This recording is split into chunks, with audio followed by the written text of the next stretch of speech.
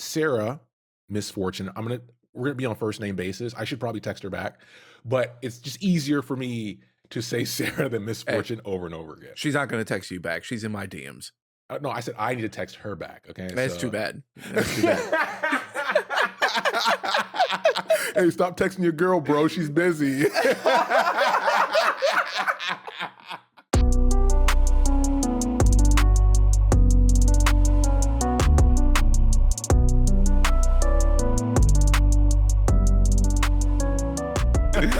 Welcome to Candles of Runeterra, episode 160. I didn't double check, but I'm pretty sure. I'm your host, Ryan, here with your other host, Etch.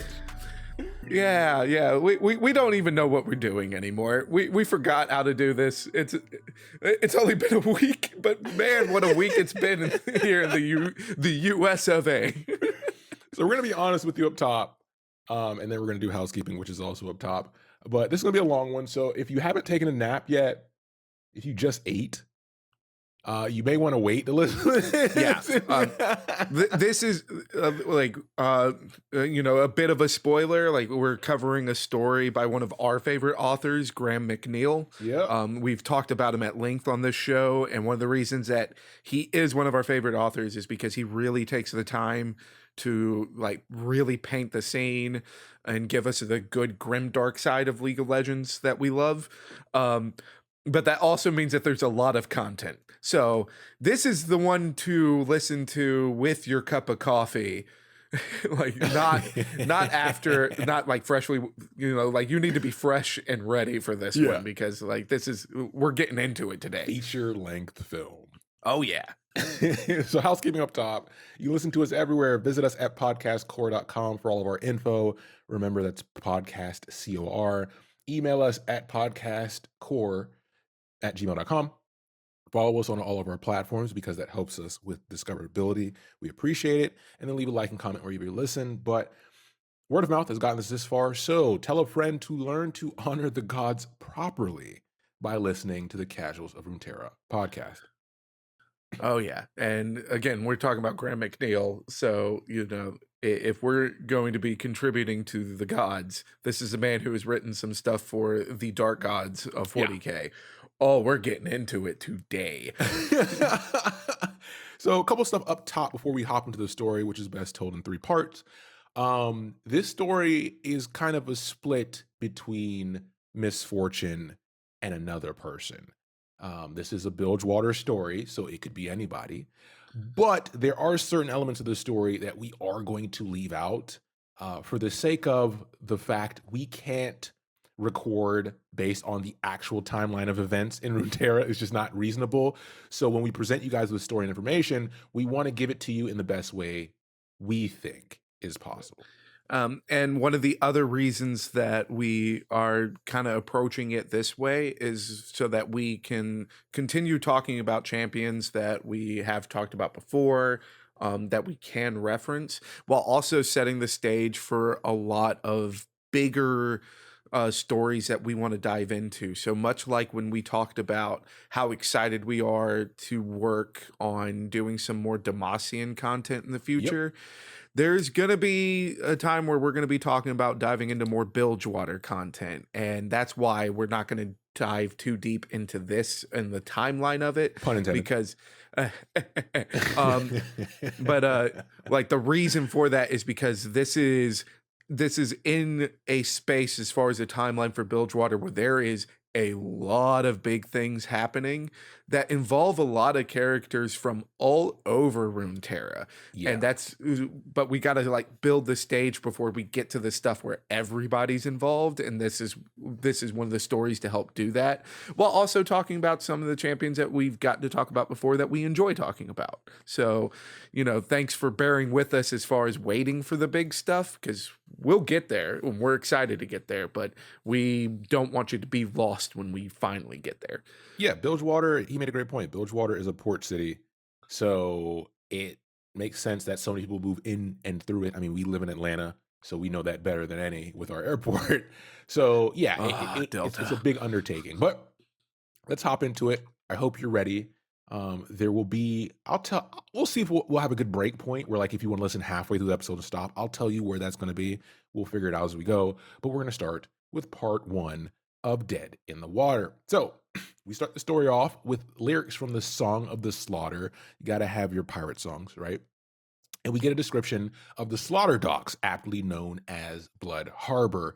And Sarah, Misfortune, we're gonna be on a first name basis. I should probably text her back, but it's just easier for me to say Sarah than Hey, Misfortune over and over again. she's not going to text you back. She's in my DMs. No, I said I need to text her back. Okay, That's too bad. That's too bad. Hey, stop texting your girl, bro. She's busy.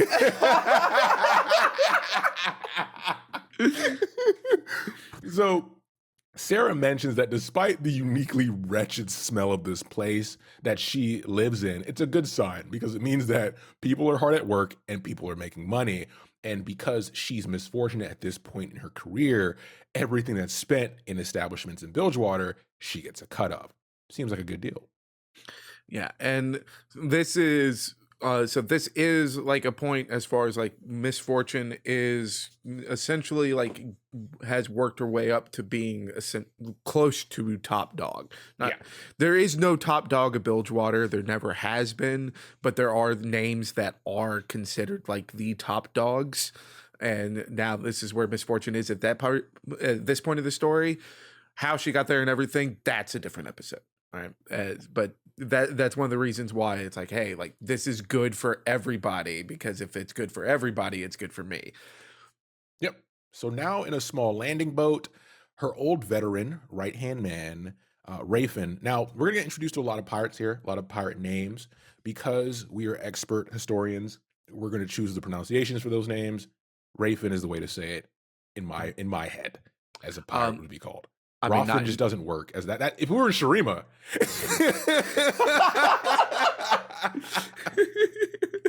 not so we're going as far as like this is Kingsland and Kingsport.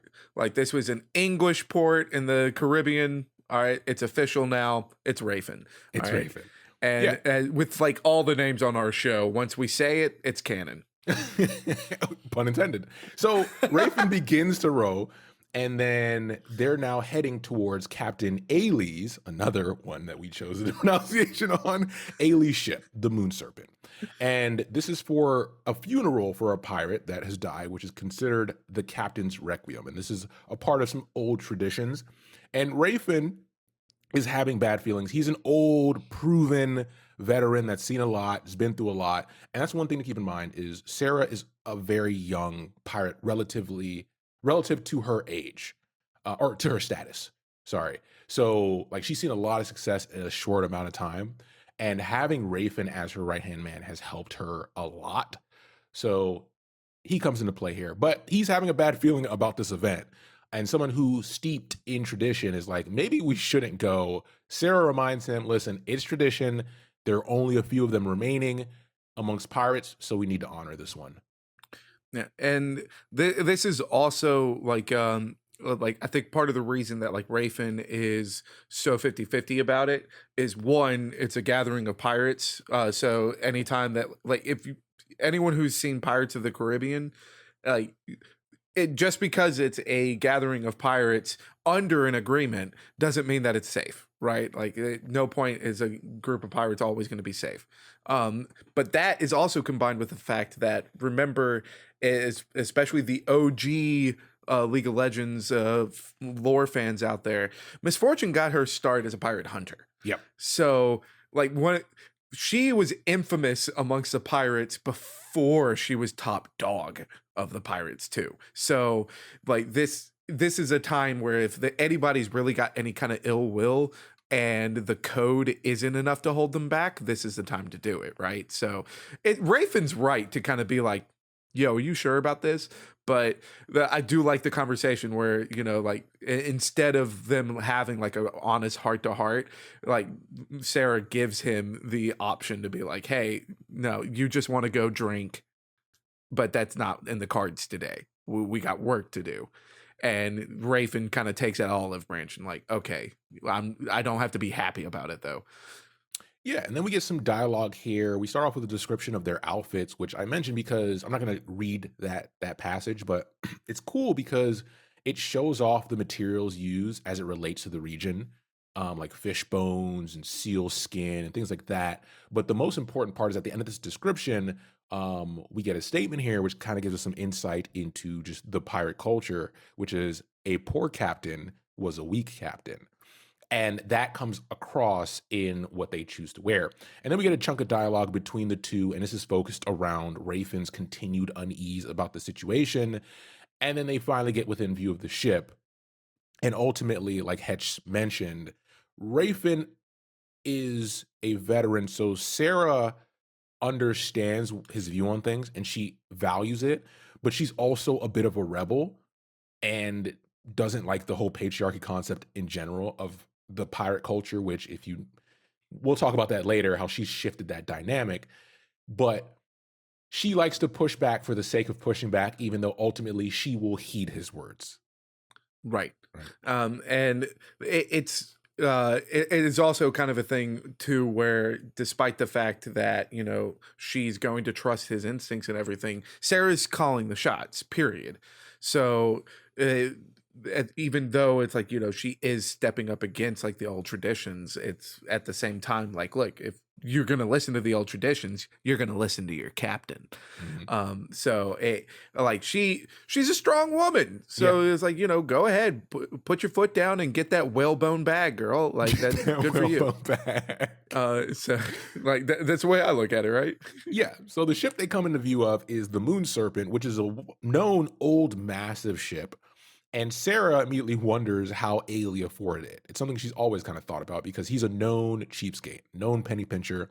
And Raven reveals some important news here because, once again, the guy's been around. He knows what's going on. I'm going to read the quote. It says, "That cheapskate bastard never paid a kraken if he could spend a sprat. I heard he skipped out on his dues to the ocean, never so much as a drop of rum or a copper coin for the lord ladies of the deep." Now, if you've listened to any of our Bilgewater episodes, you know how important it is to pay your dues to the ocean. When we say gods, that can mean anything in Runeterra, right? It means celestials, that can mean aspects, that could be many things. In It could be Bilgewater, when we the say, underworld, yeah, the underworld, in Bilgewater, when we say gods, we're talking about ocean critters.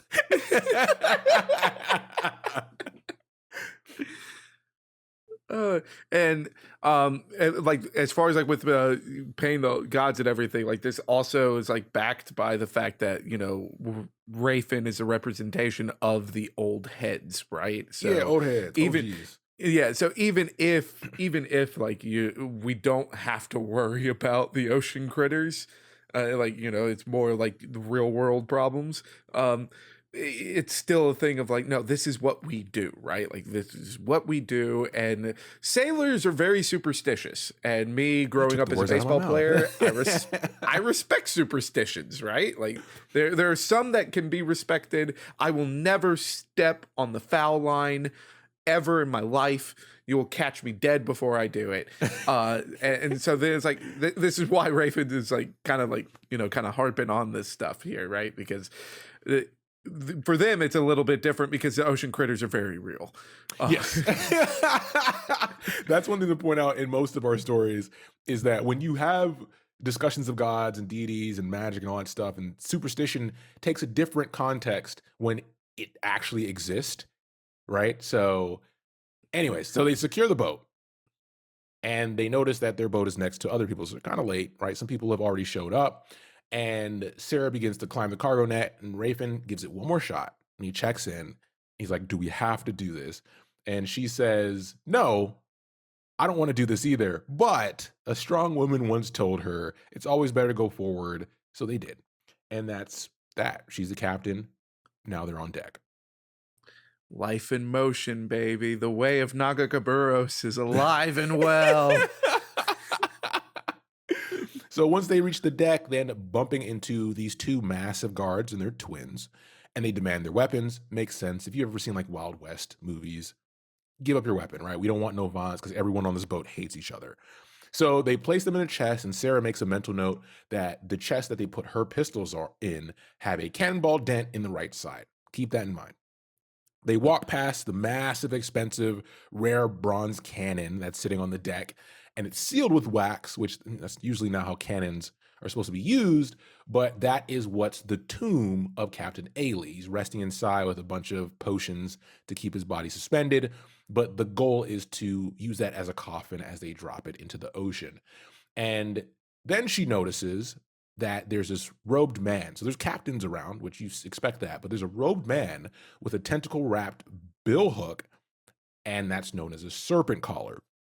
And Sarah knows this, but she's never seen many of them in her life. And remember, Bilgewater is not too far from the Serpent Isles, Buru, all that. So you would think you would see more serpent collars, but they're very rare, few and far between because they're kind of fanatics. And this specific serpent collar is going to be the one leading the funeral. And this is a very like poignant thing here too, like because of the way that it's put into the story here, because Rafin just explained what kind of Captain Ailey was when they were looking around, like how the hell could he afford all this? Because the again, serpent collars are rare, and a serpent collar is leading this thing. Someone's got to pay him. Yeah.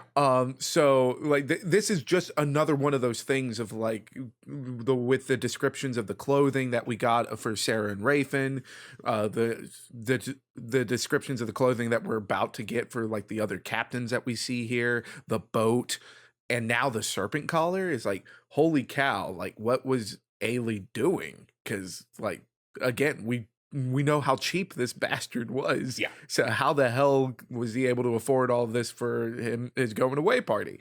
That's insane. So it's continually setting the stage as we move forward. Yeah, and then they get on deck. So they give up their weapons, they're on the deck, and they look around and they see other captains, both enemies and friends, allies as well, because remember, Miss Fortune is up there, right, in status. So they all know who she is. But they bumped into a woman, an older woman, who Rafin knew as Captain Marla Blackston. So the amount of women in pirate culture here is obviously few and far between, just like most stories, just like real life, right?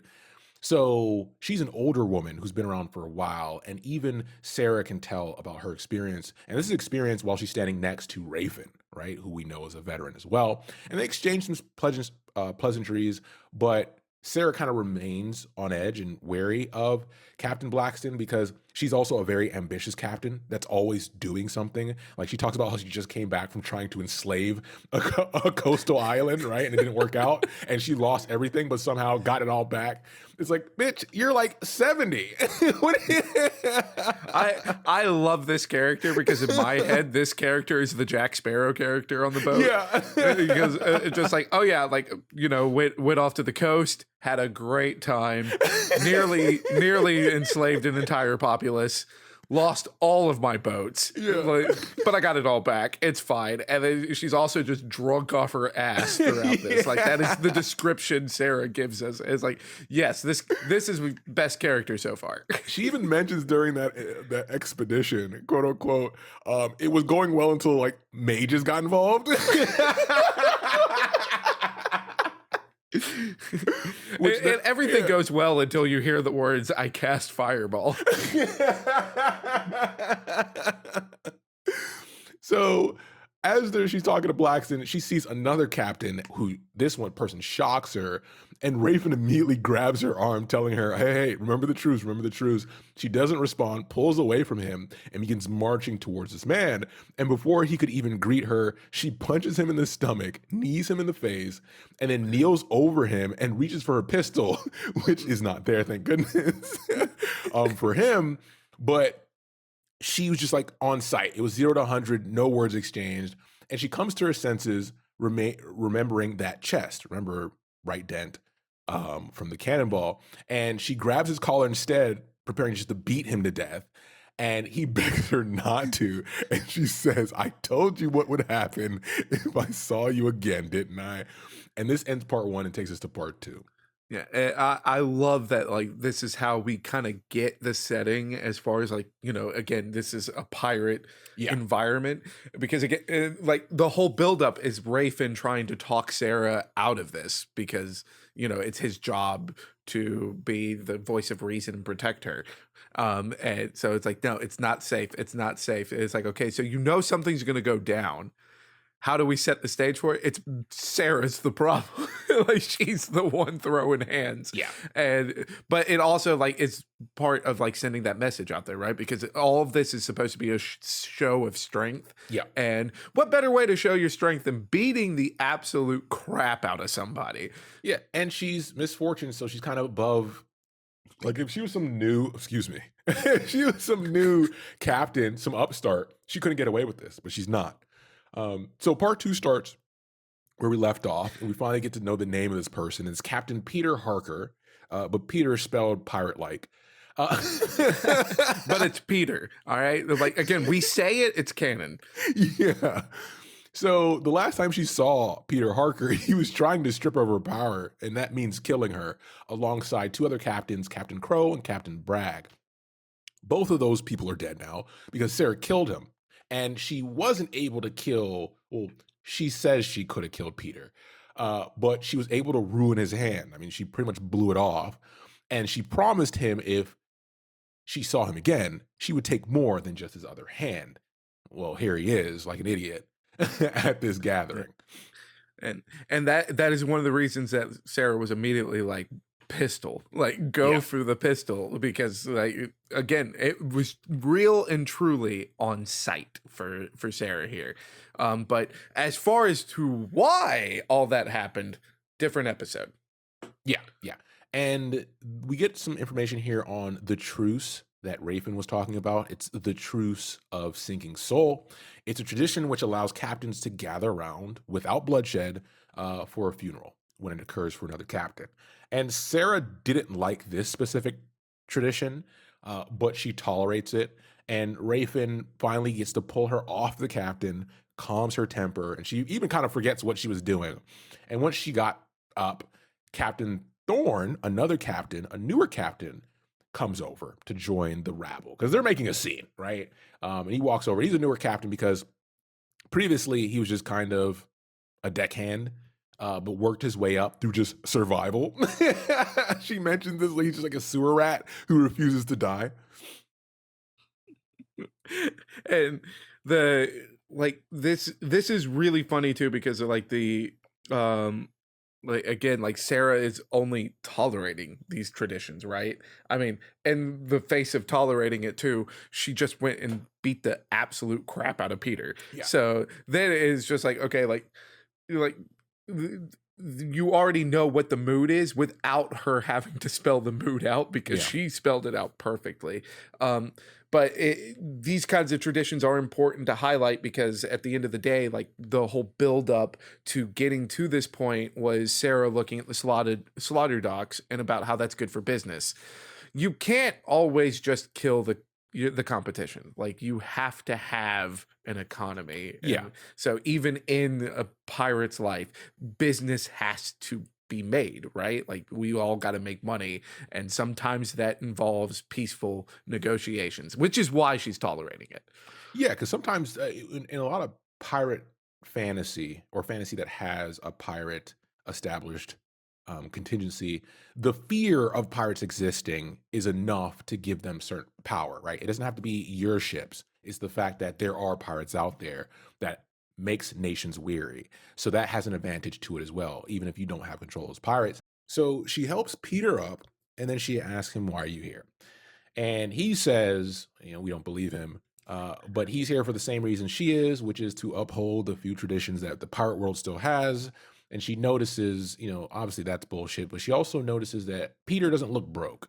Remember, we just said that their previous engagement, she took everything from him and blew his hand off.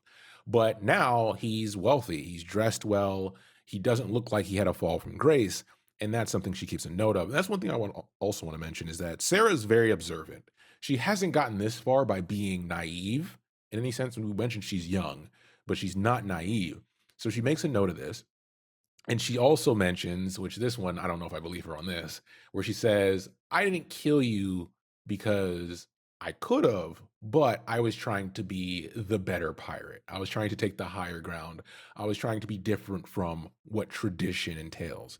And that's the part where I'm like, all right, pick a side. A lot of this story is Sarah trying to essentially find her ideology, Yeah. like where she falls on what pirates should be, what pirate culture should be, because now she's technically the big dog and will influence where piracy goes moving forward. Yeah, Interesting concept. I think, and it's going to be very difficult for her to pick a side too, because again, she got her start as a pirate hunter, not a Yeah. pirate. And now, as far as like trying to change the pirate world from within, so it's like that, like having to make that switch is already difficult, and all of that is ignoring the fact that Sarah is young. Like Yeah. Sarah is young. That's one of the And reasons. hot.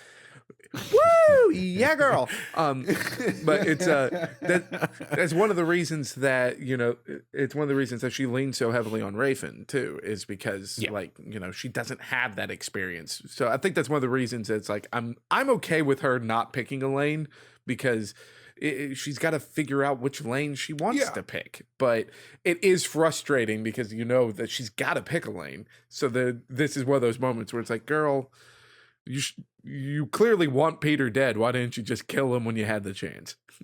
Yeah, yeah, exactly. And keep that in mind, listeners. So during this exchange, speaking of Rafin, Rafin has that intuition of a man who's been in piracy forever. So he brings over mugs as they're having their discussion and some rum. And he begins handing out the mugs, and they essentially sit down and they begin to cheers and begin to drink, which pirates do. And there's a quote here which I thought was funny. When Sarah takes a sip, she's like, quote, oh, that's bad, that's really bad.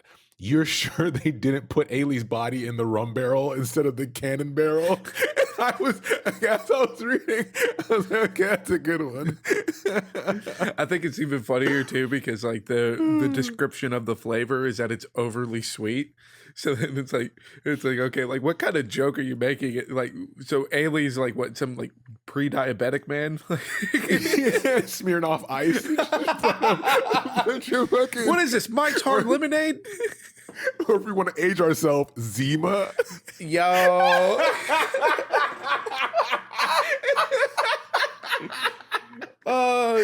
Yeah.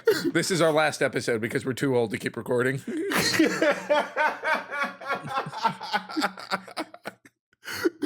So they then get into the stuff that you know about pirates is they love to drink and they love to talk shit. So they start talking about Haley, right? And how no one really knows shit about him. And none of them even know how he died. And as they talk, Rafin and Sarah notice that the water is behaving a bit oddly, right? They're already been on edge since they got on this boat, but it feels like the water is behaving as if something large is trying to come out of it. And in addition to this, there's a fog that's beginning to roll in, and the conversation shifts to why they're all here. And ultimately, you have the front side or the posturing where they're all like, "Yeah, we're here for tradition. Pirates got to stick together. We only have us." But ultimately, what it comes down is to listen. We're all here for Ailey's sigil, and this is another pirate tradition that's kind of fading as well, where a pirate sigil is what usually gives the holder access to the crew and ship, right? That's kind of your pink slip, if you will. And whenever you take over a pirate ship, and Gangplank is known for this, right? Is you take a pirate ship, you take over their crew, you get their sigils, you just have a bunch of sigils so that anybody tries to come claim you, or if you take claim to certain expeditions a ship makes that you're not on, they know you're the guy, you're the boss, you have the sigil. So that's more so in the past, but it's still kind of like on that superstition thing, right? Hey, let me just get the sigil just in case. And this is actually the first, I think, tradition that Sarah openly thinks is smart. she thinks this is good because it ultimately stops bloodshed. It's the one beneficial part of piracy is it skips a lot of steps. You don't have to just use force. You actually now have a physical item that can, jump that gap. Right, and that is, going back to, like, the point of her not picking a lane yet, like, if it's this is a side of her that, didn't strike Peter down when she had the chance, like, this is the part of her that's, like, wanting less bloodshed, so, of course, she's gonna like something that's like, "Okay, like, this is I may wanna change some things, but this is one of Yeah. the things that I don't wanna change, like, let's have that pecking order so that we can work together." Yeah, it's a great concept.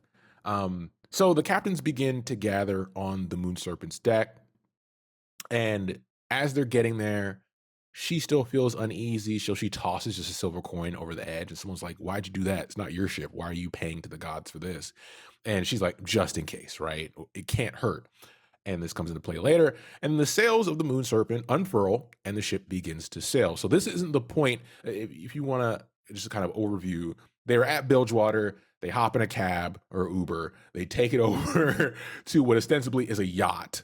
Right, everybody gets on the yacht for the party, and then the yacht takes off to go to another destination where the party's actually going to happen. Yeah, like, because again, like with, even in the real world, like big boats like a yacht, they can't you can't pull that all the way up to the pier. They sit too deep in the water, so you have to take a smaller boat out to the big boat that's out in deep water. But now we're setting sail because we're going to go to a deeper point to bury Ailey. So that's what's happening here. But a big part of this is kind of setting the character of Misfortune, of her attention to her surroundings and detail, which is one of the reasons that she was as successful as she was as a pirate hunter. So all of this isn't like her watching the sales or us as the audience having it Yeah, described to us. She's feeling it just in the motion. So she knows what's happening without having to look around. yeah, because there's fog and everything, so it's obscured. Yeah. Like, I mean, Sarah's just a cool character. So like she's like, yeah, I know what's up. And now we get some geography, which we love to do. And so the ship starts sailing in the eastward direction out of the Bilgewater Bay. So remember where Bilgewater is. East of that is, well, southeast is the Shadow Isles, Serpent Isles, Blessed Isles, all that. So they're heading in that direction. And with everything that's going on, this kind of that knowledge does help if you've listened to any of our other episodes Y- to kind of set the scene. Any of our Ruination book club episodes too. Like I Yeah. think that will help set the stage because sure, like that is happening thousands and thousands of years before this, but it sets a stage for like the horrendous shit that happened out in these waters. So Yeah, you can think of this area as the Bermuda Triangle, yes. right, of Runeterra. Anytime we mention it, something's happening over there. That shouldn't be happening. So once they get over the taste of the rum, they're now in it. They're in pirate mode. They're drinking, and everyone is getting absolutely smashed as they sail deeper and deeper into this fog. The stories of how Ailey possibly died get more ridiculous as more people get drunker and drunker, and everyone's now laughing and having a good time. And then Captain Thorn lets them know that they arrived at Moonshard Reef. And this is where Ailey wanted to be buried. And they're like, why does he want to be buried here of all places? And Peter mentions, so another form, remember, he said he didn't know Ailey, okay? But he brings up that Ailey told people that he was part Marai on his mother's side. Now, this is ridiculous because Nami is Mirai. So he basically said, I'm one fourth mermaid. And they also laugh about this because it's obviously untrue. But something pirates tend to do is to add mystique to the character so that when, ultimately you get to the eulogy, you get to the stories being written, you want them to put some spice on it so people buy the book. Yeah. And like that is also like a nice like tip of the hat to like actual real life pirate culture because we have like the tales of like Blackbeard. So Blackbeard was known as far as like um like putting like lit cigars essentially, but or he would just have like wicks in his beard Yeah. whenever he would have like an important meeting or anything. So it would look like there was smoke and fire coming out from his body. Mhm. Like it's all part of those theatrics. But that is, at the very least, that's a visual representation instead of just telling people, I'm 132nd mermaid on my mama's side. Just like the 116th Cherokee people. Like, I was no. just like, you took my joke. We all know those people. It's not your We all joke. know It's them. our joke. It's our joke. So suddenly, the serpent caller is now getting everybody's attention, right? So they can begin the ceremony. They've reached the location, and all the captains begin to gather around this cannon coffin, quote unquote. And Sarah wondered what was taking Rafin so long. He's not around. He's supposed to go get more booze for them, more rum. And she no longer wanted the rum. She just wanted him to be near her because, like we've mentioned, he's kind of like her protective uncle, right? He showed her a lot of the ropes, and she's one of the few pirates that she trusts to have her back. And those are few and far between. Yeah, and the like this is also like as far as like her kind of becoming more and more uncomfortable because not only is Rafen not here for her to Yeah. lean on, but she is surrounded by, essentially bloodthirsty pirates, but Yep. they're all getting more and more wasted. So now Yeah. it's like that social anxiety of just like, I don't want to get that blasted. Um, but I also like have to stay here. Where are my friends? Like Yeah. this is such a relatable moment. Yeah, it's great.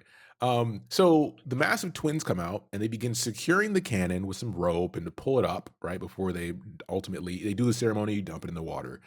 And they waited as the serpent caller began to speak. And this is the first time the serpent caller has spoke because remember, the serpent caller stands out from the group. Definitely somebody's like, one of these things is not like the other. And I want to read this quote because it's off-putting for Sarah. It says, quote, "Our fair isles stand at a pivotal moment in their history, and many paths lead into the future as tangled and inconstant as the many limbs of Nagakaboros. But I have seen the way forward. On many of these paths, I see the peaks and coves of the Serpent Isles ablaze, its people dying as our enemies close in. But on one path, one singular path, I see us proud, stronger than ever, a united people under a great leader." She's a bit confused. This and she has every right to be confused because again, like serpent callers, they are servants of Nagakaburos. If you Yeah. listen to our Alawi episodes, we really went deep into like that side of the culture and everything. So this is essentially like going into a well, this kind of hurts because we do live in that nation and it happens all the Yeah. time. But this is like going into a church and them telling you about like which candidate is best for the nation. And it's like, Yeah. despite the fact that the religious texts say that they don't care. Yeah. So she's already right to be like, yo, what? What's going on here? You didn't say anything about alien. Yeah. Hey, yo, pause. So, like Hedge mentioned, everyone knows there's sort of have some zealots that are serpent callers, or if you're a zealot, you're probably a serpent caller. But it was strange to her, and this was exceeding her expectations of how weird it was supposed to be. So she notices the twins begin to pull the cannon upwards, and the barrel is pointing towards the deck. And then the speech continues, and it gets a little bit different. Quote, "You all have failed Nagaboros. You all have fought and betrayed one another like rat town scum scrambling over a copper sprat. None of you has the vision to raise a fleet like the ones of old and make Bilgewater ruler of the waves. You all throw your coin and your tributes into the water, and for what? For safety? A blessing? No. It's a sacrifice you're offering, a blood price for the ocean to lend you its wrath. But what does the ocean care for? copper coins or the smallest fish of the catch. No, for Bilgewater to prosper, it needs a red tide of offerings. So that's not good. No, Um, no, that's different. because as far as like the start of the story, we talked about a red tide. And Yeah. speaking of the red tide, was the slaughter docks and how it was turning the water red. So Yeah, it's not Republican voter outcome. It's not the red tide not that the it's servant caller is talking yeah, about. no, we're not going to a booth off of this one, my friends. So Sarah is like, oh fuck. And she's looking around to see if all the other captains are on edge like her. Because previously everyone's drunk. So they're kind of, standing up the best they can and wavering back and forth, not really paying attention. If you've been to a party where everyone's fucked up and high, you know what it's like. But she sees Peter and he's sober and he's slowly backing away. And then she looks at the cannon again and her instincts kick in. And the serpent caller screams, so I offer to the sea your blood, your sacrifice. And he rips off his mask and it's fucking Ailey. So if Ailey's not in the Classic. canon,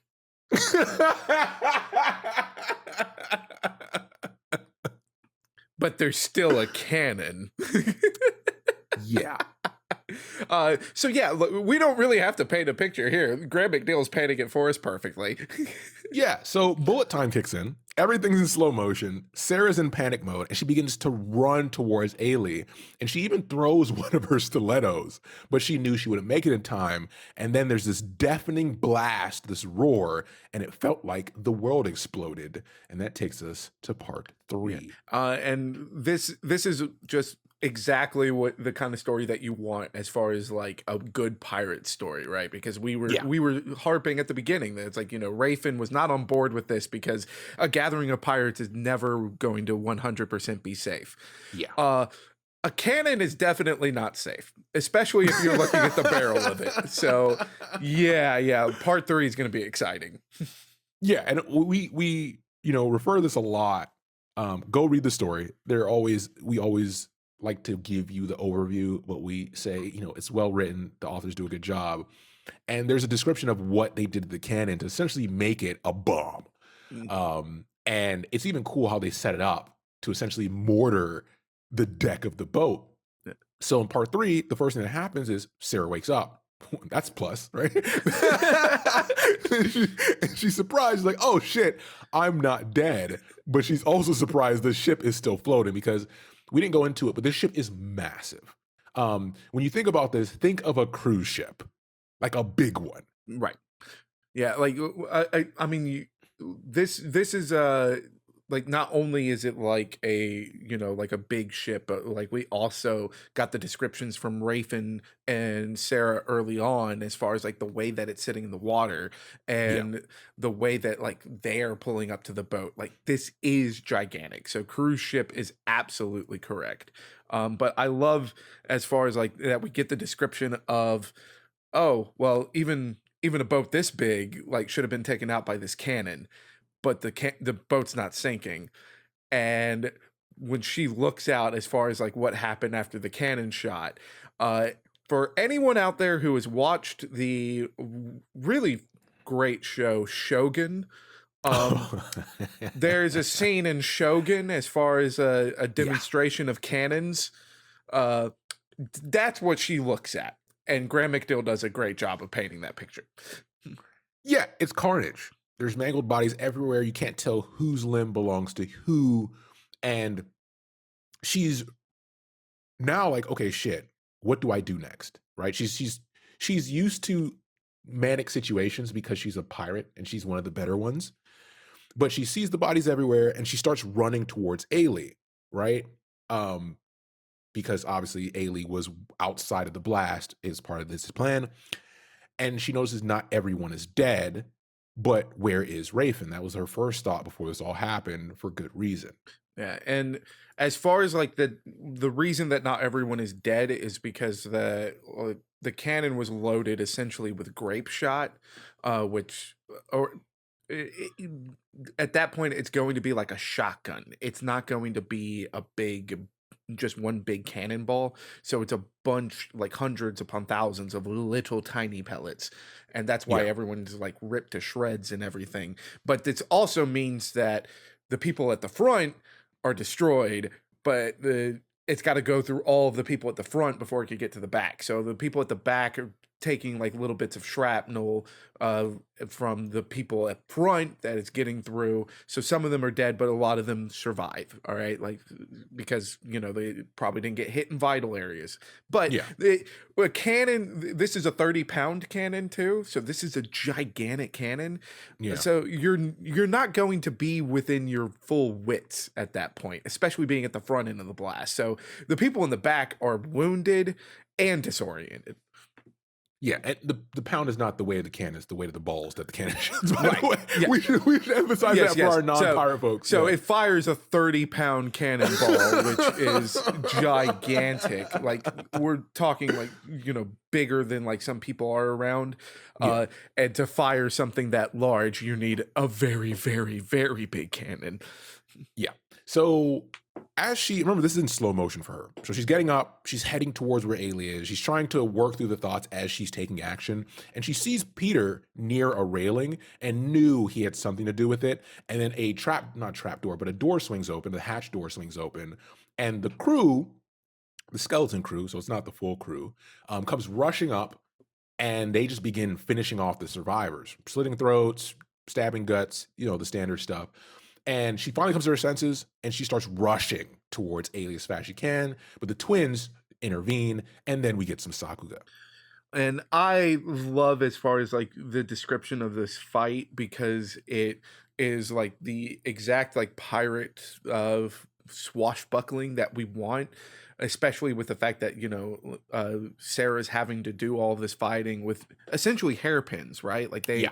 they are daggers, but they're made to look like hairpins. That's how she was able to get them onto the boat in the first place. Hairpins in her boots. Yeah, so hairpins and boots, but it also is like it's staying true to Sarah's character, which is that she is fighting her damnedest here, but she's a marksman. She's not a swashbuckler, and it really holds true. Where it's like she's good in a fight, but this just isn't her forte to begin with. Yeah. So she fights well, but under these circumstances, she's against, two people. She's against the twins, and they're massive. So it would be impossible. She knows the odds will soonly tip out of her favor, no matter if she gets a handle on the situation. So she needs her guns. She needs her guns to even the odds. And one of the twins bears down on her hard. She was forced to fight. And luckily, her remaining stiletto comes in handy because she stabs that bitch right through her jaw into her brain. That's one down. And I love it too because like as with that exchange, she actually like the twin that she kills is able to get a strike in, Yeah. and is thinking that it's like, haha, I finished the job. But we get further description as far as what Sarah's wearing, which is that this is not all formal wear. She is wearing light armor that's made to look like formal wear, and she's giving a shout out to the company too because it's like, shout out to our sponsors. Like, and this is such like a funny scene to me, but it's so perfect because again, like she's top dog, so she's got the good stuff. She can afford it. This twin pays the price for not knowing it. Yeah. So that twin is down and she begins making her way to the chest because she remembers it's the chest with the dent in the right side from the cannonball. So she fumbles around for her pistols, finds them, turns, and just blows away the second twin. Not completely killing the twin, but wounding them enough to where they have some, vital issues. And Ailey is shocked, right? Because everyone is disoriented from that blast. Even the people that were outside of it and knew about it. It's a mortar going off on the deck, right? We can't stress enough how big this gun is. So like even for Ailey, despite the fact that he's not in front of the blast. If he was in front of the blast, he'd be dead. But he's standing directly next to essentially a howitzer. Like, so of course he's going to be disoriented too, because there's no way you could stand that close to the shock waves without some kind of effect. Like that's just that's the laws of physics. But now he's got to deal with the fact that like his two right-hand men are basically dead on the ground. Yeah, and even though he's shocked, he can't really do much. So Sarah just turns, fires 2 shots in his kneecaps. He's down. She walks over, jams the pistol in his throat, and says, "Do you have any last words?" Classic pirate stuff. And then the deck begins to shift and everything goes silent. Now, this is weird because obviously there's commotion, there's people, groaning from the blast, except obviously you have the fog, you have the waves. Everything goes quiet. And Sarah thought, what's your second part of your plan? What are you about to do next? And he laughs hysterically and says, "My bill to the sea is due, and you're going to pay it with me." And it's not like he had a backup plan, but we kind of could expect this from all of the foreshadowing up until this point. Yeah. I mean, like we have like the foreshadowing of like Sarah commenting on how the boat's moving and the fact that it's moving like something big is moving around. Yeah. We have it with where Ailey is sending himself to be buried is like, why would you want to go out this way? Not only that, we know the direction that's in, which is closer to the Shadow Isles than anything Yep. else. Um, and we have all of this talk about paying tithes to the depths. All right, so all of our longtime listeners, it's time for a quiz. All right, who's the ferryman of the deep? Because we're about to get to something really big here. Oh, dude. You and your puns. All right, so she's felt this. She mentions she's felt this way once before. And this was a long time ago where she got to witness a kraken, a giant kraken, completely destroy a vessel and everyone involved. And she runs over to the railing and looks deep into the fog. And 200 yards out, so 2 football fields, she sees it. And I'm going to read the quote. Quote, "The vast dome of its helmeted head broke the water, twin eyes glowing with the orange light of a smelting furnace. The water boiled around it, frothed to madness by a dark miasma surrounding its wavering outline, and leaving an oily slick in its wake. Its body was huge, encased in plates of corroded iron, looped with chains torn from countless sunken vessels.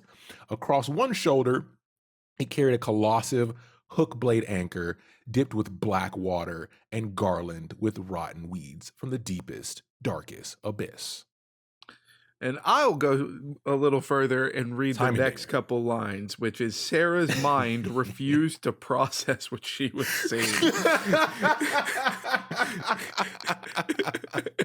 Because, and that is honestly fair. Because, again, like we've been pointing out all the like the superstitions and the traditions that have been going on. Yeah. And we love to make the joke that it's like those kinds of superstitions are more important when you live in a fantasy world because, like, you actually might see this stuff.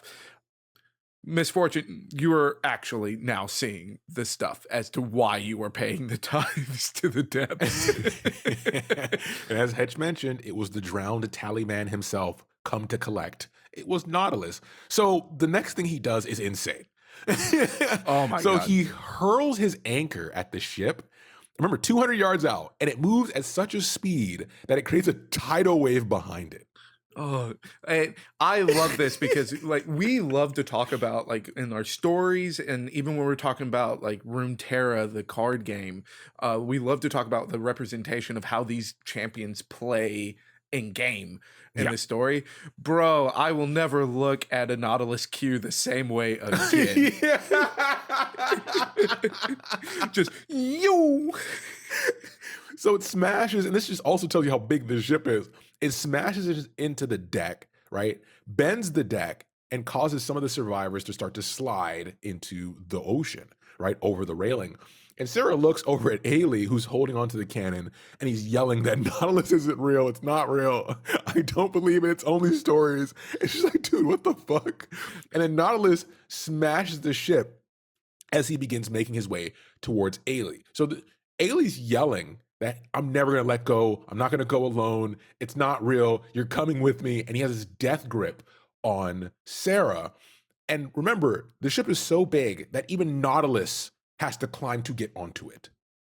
Yeah. And we talked about it like in the Nautilus bio, and we're getting the description from Sarah's point of view of just Yeah. how big he is. And it's not Like, breaking yet. The ship yeah, is still intact. yes, like so we have this essentially giant, like this 20 to 40-foot Yeah. creature like coming out of the water, throwing a giant anchor at this boat, and that guy still has to climb up this boat. It's a big boat, guys. And then, like a lumberjack, he's taking his anchor and just like hacking away at the ship, right? He's like, this bitch is going down. And Ailey is still holding on to her, and she knows that Nautilus is here for Ailey, right? This is not a part of his plan. She's now like, okay, he has to pay his, pay his due. And she rips, luckily, one of the twins' bodies are like sitting next to her, and she rips the stiletto out of the twin and then jams it in Ailey's neck. He's obviously surprised. This loosens his grip. She kicks him off, and then Nautilus, with one hand, grabs his whole body, and it's like, okay, cool.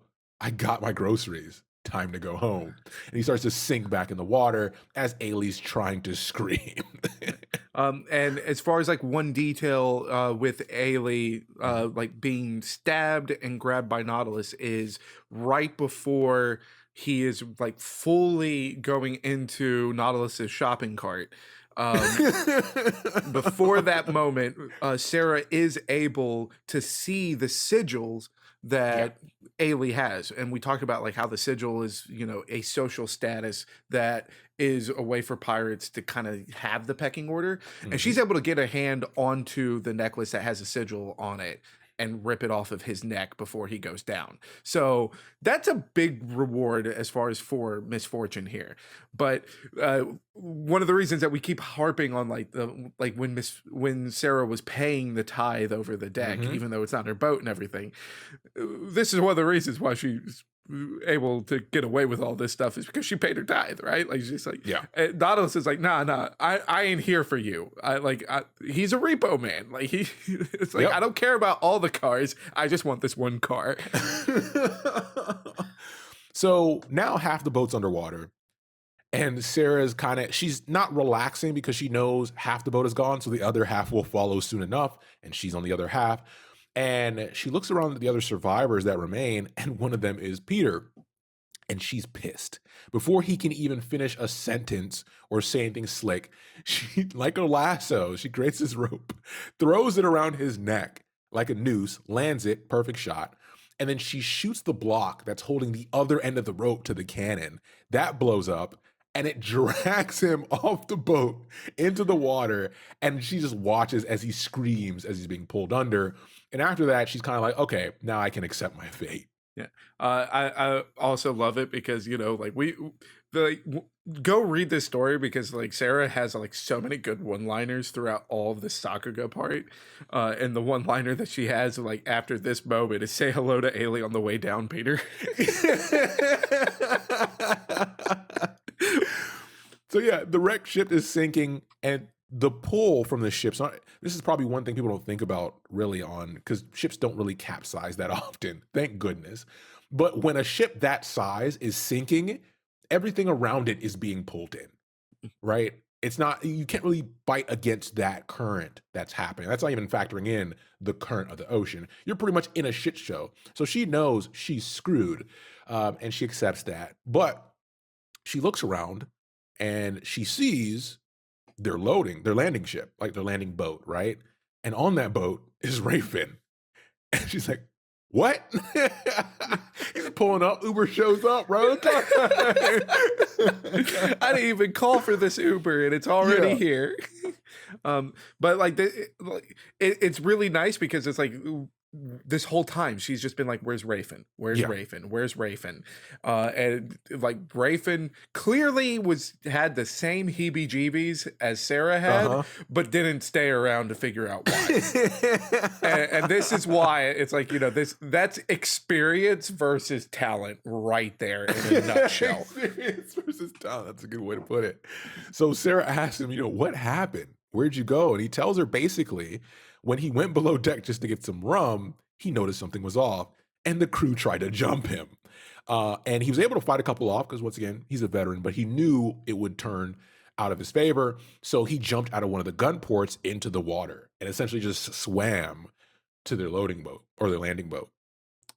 And which is super impressive because again, they had set sail. Like this Yeah. wasn't like they pulled up to this giant boat and the boat stayed anchored the whole time. So he there's no telling how far he had to swim to get back to the boat and then to actually go get this ship back to the ship to get Sarah, like is probably a further distance because there's no telling how much further they sailed away in the time he was swimming back. Yeah. So Raffin's a real one, dude.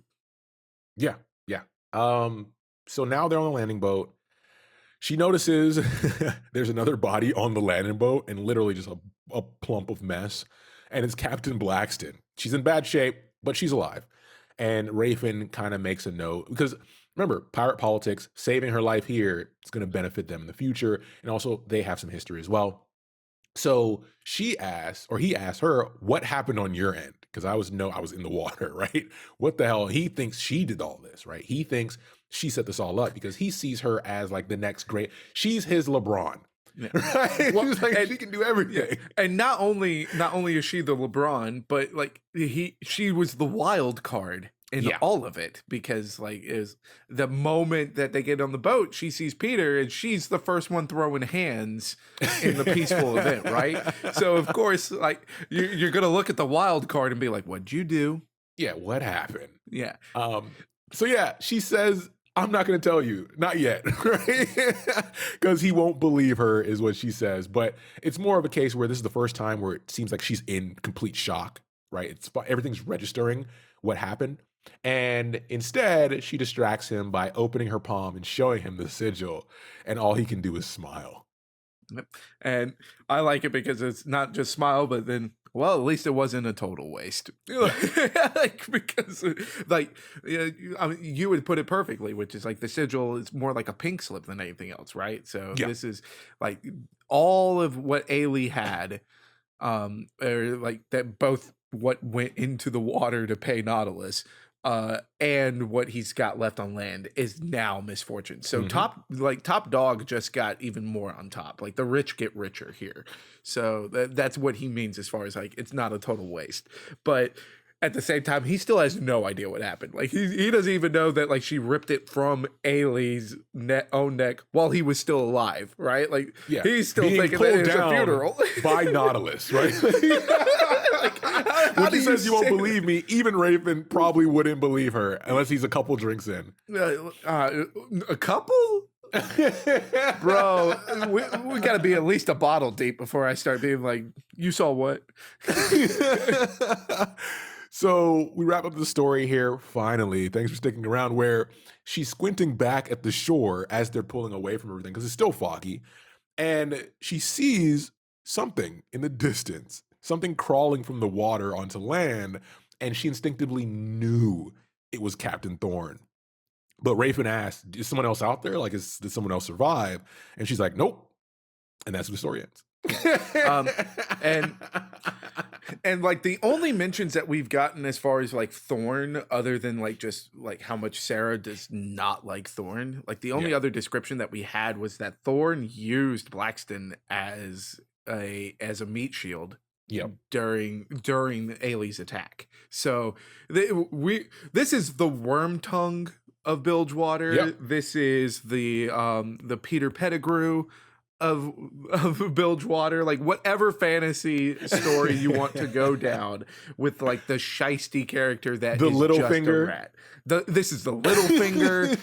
Like whatever story this character. His name is Thorn in this one.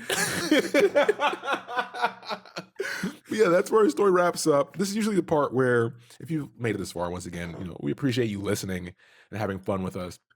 We tend to have discussions at this point. Go ahead. Especially for a long one like this one. Like this isn't like us saying that it's going to be a short episode and we stretch it out a little bit. We said it was going to be long in the start, and this is a long one. So if you're still here, thank you so much. But let us know if you like these as a whole or in parts, because we used to do them in part 1 and part 2s, And then we decided, let's just do it in one episode. And if they then come back to it, right? You can hit the pause button. That's one of the benefits. But at this point in the story, at the end, we usually do discussions. There's not much to discuss here because we kind of did it all during the story. But one thing I want to mention is, once again, shout out to Graham, right? He does a great job. We finally get pirate lore. I know it's been a while. There's so much lore out there, but we get to talk about pirates.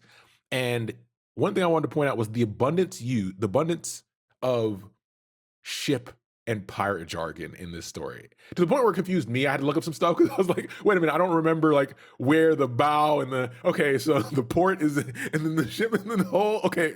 Yeah. Because he uses all the terminology to try to give you a sense of the scene. And I appreciate that, even if I didn't know everything. It's not just to like give you the sense of the scene, but we're getting it from Miss Fortune's perspective. So Exactly. she's going to use the same jargon because she's, Great point. at the end of the day, she's a ship captain, right? Yeah.